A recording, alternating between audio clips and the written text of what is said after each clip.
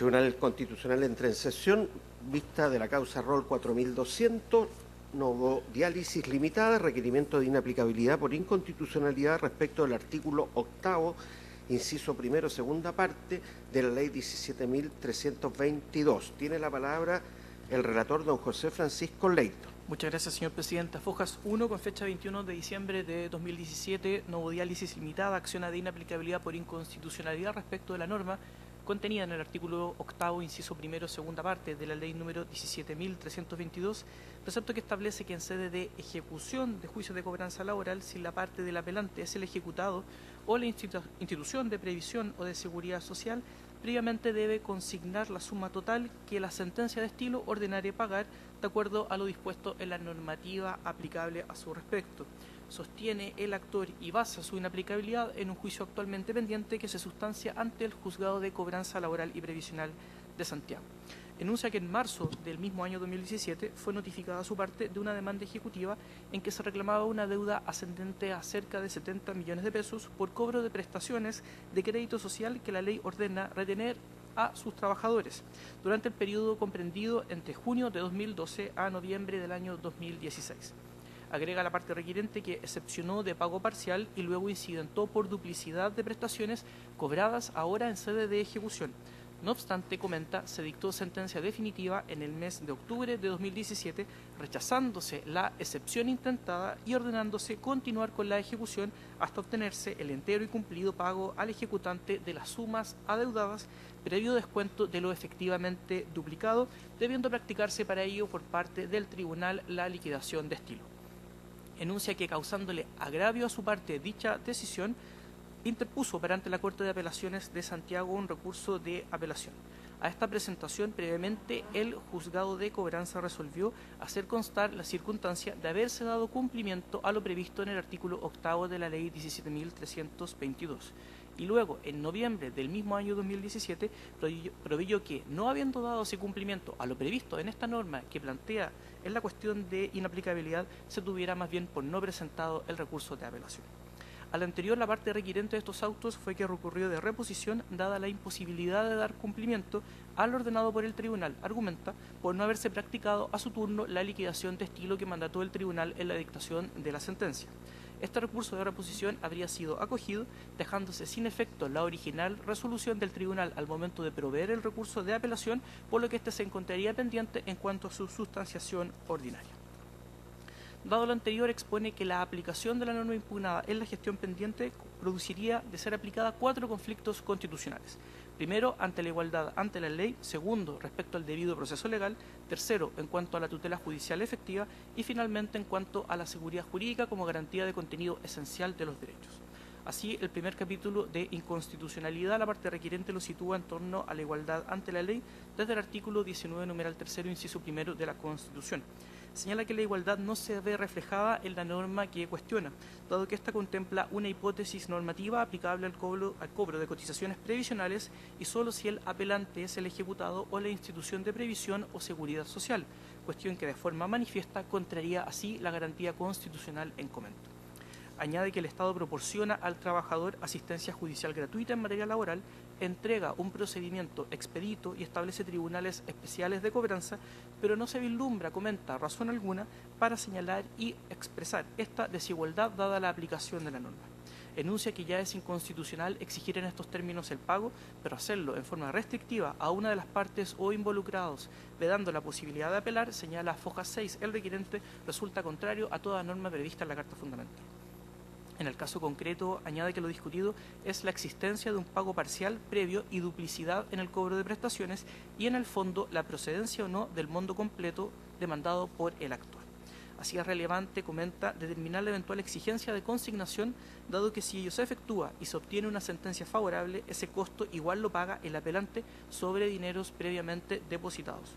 Por el contrario, si es vencido, se condena a todos los reajustes, intereses y multas correspondientes, así como a los recargos procesales de estilo.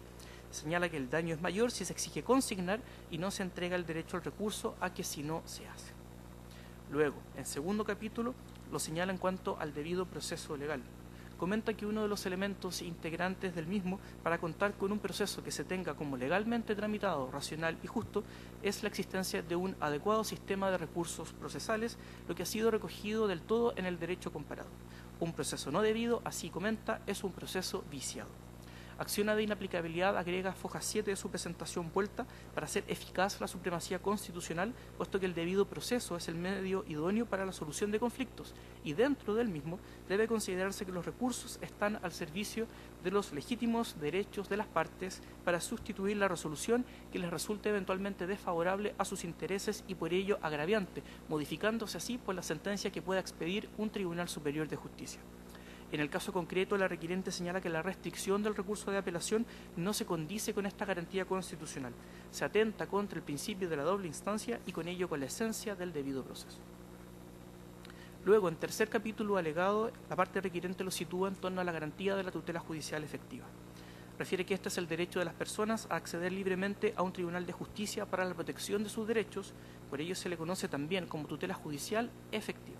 Es el derecho de toda persona a ser juzgada, a presentarse ante un juez y ocurrir sin estorbos que dificulten esta garantía de forma ilegítima o arbitraria. Dentro del mismo se cuenta con el acceso al proceso para provocar la oportuna actividad jurisdiccional. Por ello, el sistema procesal siempre debe contar con mecanismos adecuados que permitan posibilitar el acceso a la judicatura y garantizar el uso del proceso como un mecanismo idóneo para la resolución de conflictos entre las personas. Este acceso es perturbado, comenta la parte requiriente, por la aplicación de la norma que cuestiona, dado el requisito de admisibilidad excesivamente gravoso que ésta contempla, impidiendo con ello que un tribunal superior pueda revisar los antecedentes sustanciados en la primera instancia. En el caso concreto se ha establecido que la parte apelante debe cumplir con un requisito de consignación, lo que de esta forma transforma la norma impugnada en manifiestamente contraria a la Carta Fundamental. Y finalmente, en cuarto capítulo de constitucionalidad alegado, este lo sitúa en torno a vulneración a la garantía de la seguridad jurídica desde el artículo 19, número 26 de la Carta Fundamental. Refiere que la garantía de las garantías busca resguardar la supremacía constitucional en cuanto a que las normas legales no puedan llegar al contenido esencial de las garantías o, en definitiva, hacerlas impracticables. Lo anterior ocurre en el caso concreto, señala la parte requiriente, dada la aplicación de este precepto. La arbitrariedad se constata en cuanto a que el legislador ha creado una situación fáctica injustificable para acceder a un pronunciamiento judicial relacionado con el derecho a la acción en una determinada capacidad económica del reclamante. Por todo lo expuesto y estos 4 capítulos de inconstitucionalidad, solicita que sea acogido el nivel de inaplicabilidad de fojas 1 en todas sus partes. Conferidos traslados de fondo a los órganos constitucionales interesados, así como a las partes de la gestión pendiente, a fojas 282, con fecha 2 de febrero del presente año, se hace parte y solicita el rechazo total de la impugnación de fojas 1, la caja de compensación de asignación familiar 18 de septiembre por los siguientes antecedentes. Luego de efectuar una lata revisión al sistema de cajas de compensación que existe en Chile, refiere a la parte requerida que el sistema crediticio de estas se encuentra indisolublemente unido al objeto que el legislador ha definido para estas organizaciones. Por ello, las circunstancias que afectan al Fondo Social influyen a su vez en el otorgamiento de las prestaciones adicionales y de crédito social a los trabajadores que se encontraren afiliados a las mismas. La ley ha definido que en lo que respecta a su pago y cobro, las cuotas de crédito social deban recibir el tratamiento de cotizaciones previsionales, por lo que su cobranza se rige por lo dispuesto en el articulado de la Ley 17.322 para asegurar el acceso de los trabajadores a las diversas prestaciones de seguridad social que éstas administran. Por ello, comenta la parte requerida, esta es una materia de orden público económico. El pago oportuno de las prestaciones de seguridad social es una cuestión que interesa no solamente a la parte requiriente, sino que a la sociedad toda, conforme lo ha recogido la historia de la Ley 17.322.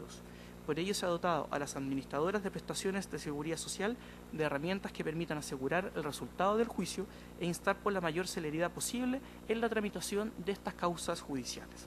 De esta forma enuncia cuestiones como el impulso procesal de oficio, la retención de la devolución de impuesto a la renta del ejecutado tras la dictación de la providencia que da curso a la demanda, la exclusión de declarar eventualmente el abandono del procedimiento, el apercibimiento de arresto contra el predador que resiste realizar el pago, entre otras medidas que apuntan a este fin que ha previsto el legislador.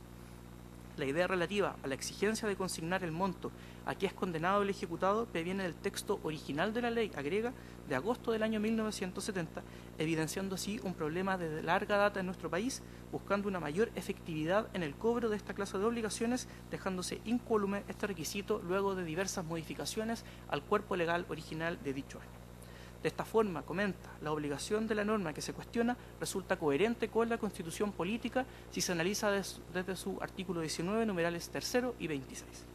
No es vulnerada la igualdad ante la ley, agrega.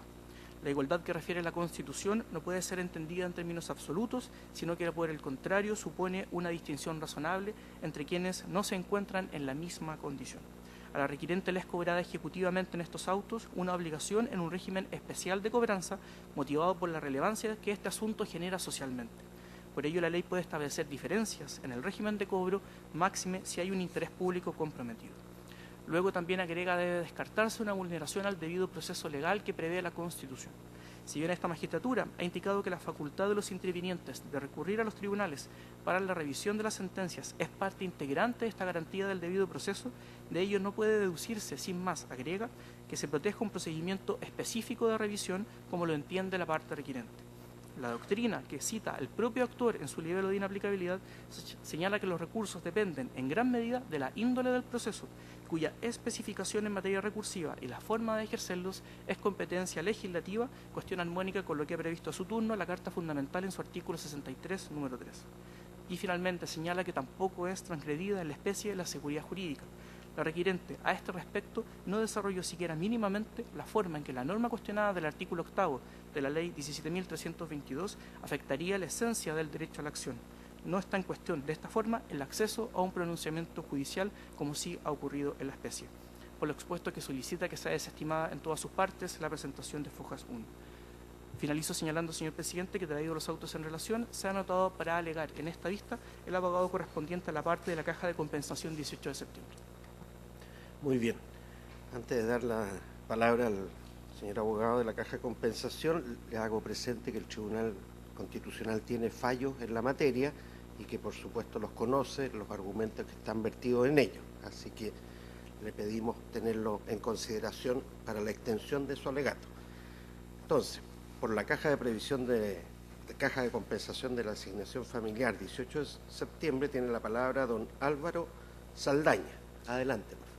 Gracias, señor presidente. Pues bien, con su venia vengo a alegar por la parte requerida en este requerimiento de inaplicabilidad, solicitando el rechazo del mismo sobre la base de los antecedentes que esta parte ya expuso en su presentación del 2 de febrero del año 2018, a que ha hecho alusión el señor relator.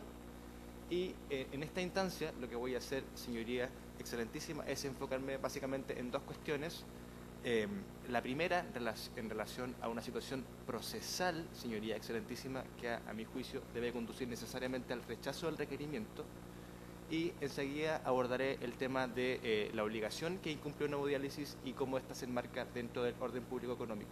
Las situaciones relativas a la dogmática constitucional y la verdad es que ya están desarrolladas latamente en nuestra presentación. Yo no voy a abordar eso nuevamente. El tribunal desde luego conoce tales antecedentes. No obstante, tal como dije, quiero abocarme en una situación que me parece especialmente relevante. Y dice relación con lo siguiente, señoría excelentísima. En el último acápite de nuestro traslado de fondo hicimos presente lo siguiente, y esto es que estamos ante una hipótesis, señoría excelentísima, de inadmisibilidad del requerimiento, que en tanto tal nada obsta a que sea declarada en este estadio procesal. ¿Qué es lo que sucede? Este tribunal ya ha tenido la oportunidad de conocer un requerimiento exactamente igual al que se conoce bajo esta causa, oportunidad en que este tribunal rechazó tal requerimiento y declaró conforme con la Constitución el artículo 8 de la Ley 17.322 en exactamente la parte que alude la actora en este proceso. Me refiero, señoría excelentísima, a el fallo 1876-10-INA, resuelto el día 9 de agosto del año 2011. En esa oportunidad, ¿qué es lo que pasaba? La FP Hábitat ejecutaba previsionalmente a la Universidad Alberto Hurtado. La Universidad Alberto Hurtado presentó excepciones a esa ejecución Esas excepciones fueron rechazadas en definitiva por el Juzgado de Cobranza Laboral y Previsional. La universidad dedujo un recurso de apelación. En ese contexto, el tribunal le exige la consignación de que trata el artículo 8º de la ley 17.322. Y en ese contexto, la universidad deduce requerimiento de inaplicabilidad.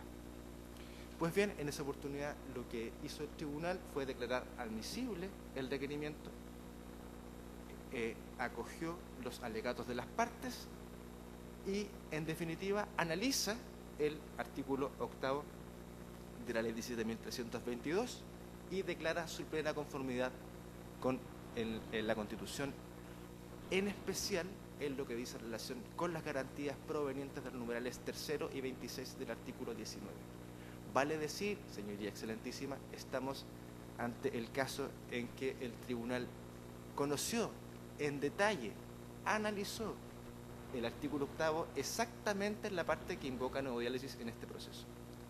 Así las cosas, de conformidad a lo establecido en el artículo 47F, numeral 2 de la ley 17.799, no cabe otra cosa, según el parecer de este abogado, que declarar la inadmisibilidad del requerimiento, cuestión que, desde luego, nada obsta que pueda ser declarada aún en este estadio procesal de conformidad al texto de la ley orgánica de este tribunal. Pues bien, sin perjuicio de lo señalado recientemente, voy a dedicar algunos minutos a hablar sobre la naturaleza de la obligación incumplida por nuevo diálisis y cómo el cobro de aquellas se enmarca en el orden público económico, situación especialmente relevante, señoría excelentísima, al tiempo de analizar las supuestas infracciones que pretende establecer la actora en este proceso. En este sentido, señoría excelentísima, de conformidad al artículo 1 de la ley 18.833, las cajas de compensación son corporaciones de derecho privado sin fines de lucro que tienen a su cargo la administración de prestaciones de seguridad social. El artículo 19 de su cuerpo normativo lo que hace es definir las funciones de las cajas, entre las que se encuentra la administración de los regímenes de prestaciones de crédito social, de prestaciones adicionales y complementarias. Luego, el artículo 29 de ese cuerpo normativo lo que establece es el establecimiento de un fondo social que se compone de, entre otras fuentes, de los reajustes e intereses provenientes de los capitales dados en crédito. Luego, el artículo siguiente, el artículo 30 de la ley 18.833, lo que hace es definir el objeto de ese fondo social y, en consecuencia, determina que el fondo social debe invertirse en nuevas prestaciones adicionales y de crédito social para los trabajadores afiliados. En consecuencia, tal como lo dijo el señor relator, el sistema crediticio de las cajas está indisolublemente vinculado al objeto que el legislador ha definido para este tipo de organizaciones. Luego, de acuerdo a ello, el artículo 22 de la ley de cajas lo que establece es que las cuotas de crédito social para efectos de su pago y su cobro tienen el carácter de cotizaciones previsionales. En consecuencia, las cajas de compensación, en conjunto con el resto de las entidades previsionales del país, FONASA, IPS, AFP, etc., utilizan el marco de la ley 17.322 para cobrar las cotizaciones previsionales que se le adeudan por los empleadores. ¿Con qué objeto? Y esto es especialmente relevante, señoría excelentísima, con el objeto de que los trabajadores de aquellos empleadores puedan acceder a prestaciones de seguridad social. De ahí entonces que estamos en presencia de una situación de carácter que se enmarca en el orden público económico. Y así lo ha dicho este excelentísimo tribunal, entre otros fallos en el número 519, tal como lo hicimos presente en nuestro traslado. Y no es esto una cuestión que simplemente hayamos señalado nosotros en ese traslado, lo dijo el Tribunal Constitucional, y lo que me parece especialmente relevante es que esta idea está además consagrada en el texto del mensaje de la ley 17.322. Pido a su señoría que me dé autorización para leer nada más que aquella parte. En el siguiente sentido dice: La falta del cumplimiento de las obligaciones previsionales por parte de los empleadores tiene serias incidencias en el orden público económico, agregándose que el legislador debe adoptar todas las medidas conducentes a asegurar los derechos previsionales de los trabajadores, configurando delitos nuevos que se producen de acuerdo con la nueva estructura o modalidad que tiene el orden social, medidas que son, en consecuencia, perfectamente legítimas y que tienen una fundamentación de interés público indiscutible. Así las cosas, no podemos sino rechazar la idea de que el requirente esgrime una y otra vez en este requerimiento en orden a que se trataría de una exigencia arbitraria y carente de fundamento. Lo cierto es que lejos de eso se trata de una situación absolutamente excepcional. ¿Y por qué? Porque el esquema de la ley 17.322 es básicamente la respuesta del legislador a la necesidad muy sensible de satisfacer las necesidad, ¿cierto?, de cumplir con la seguridad social de los trabajadores del país. De acuerdo a ello, el legislador entonces dotó a las entidades previsionales acreedoras de estas cotizaciones de mecanismos tendientes a dotar de eficiencia este cobro. Ya lo señaló el señor relator, hay impulso procesal de oficio, está proscrito el abandono del procedimiento, se retiene, ¿cierto?, la devolución del impuesto a la renta del empleador, etcétera, etcétera, etcétera. Entonces, estos mecanismos, incluido el artículo 8º, lo que hacen es dotar de eficiencia ese cobro a objeto de poder satisfacer esa necesidad que es relevante para la sociedad toda. No solo para el acreedor, es para la sociedad toda.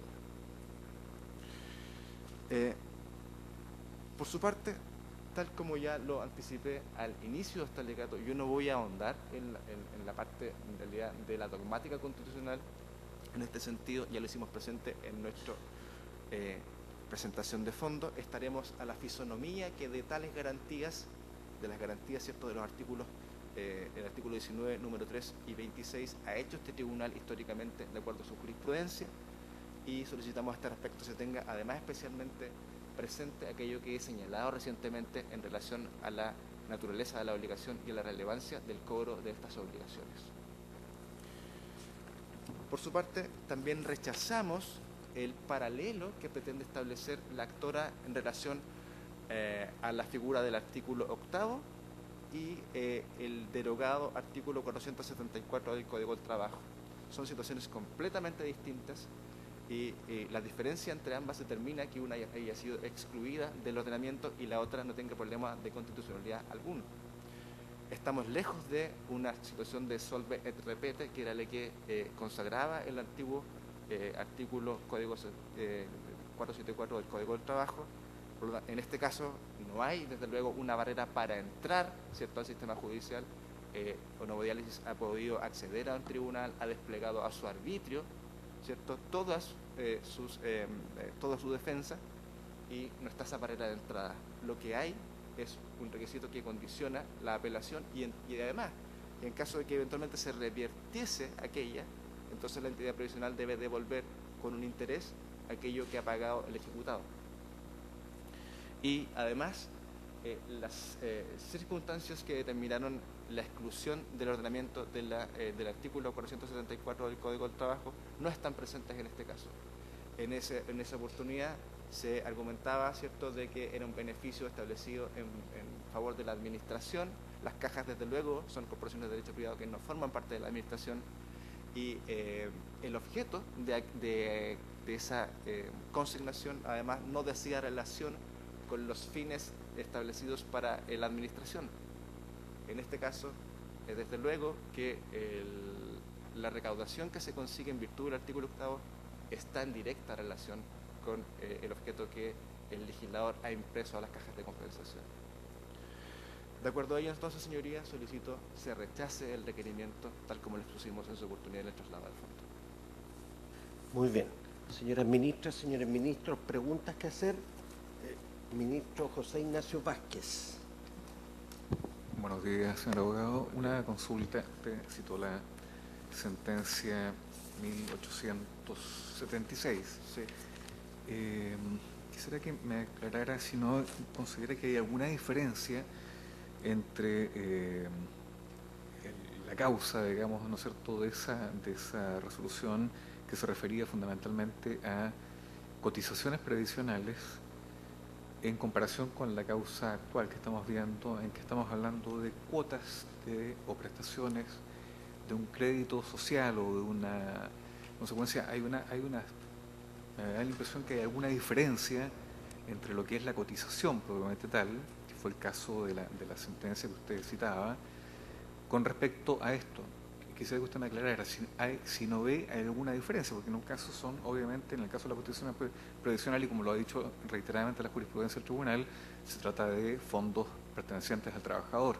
Y aquí estamos frente a cuotas de un crédito social o prestaciones sociales que en consecuencia son dineros propiamente tal de la caja de compensación.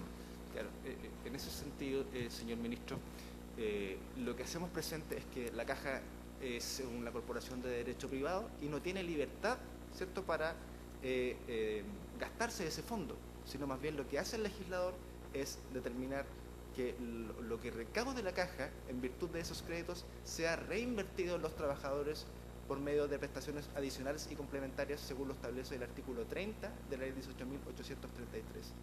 De ahí entonces que lo que hay en el fondo es, me parece, la misma razón.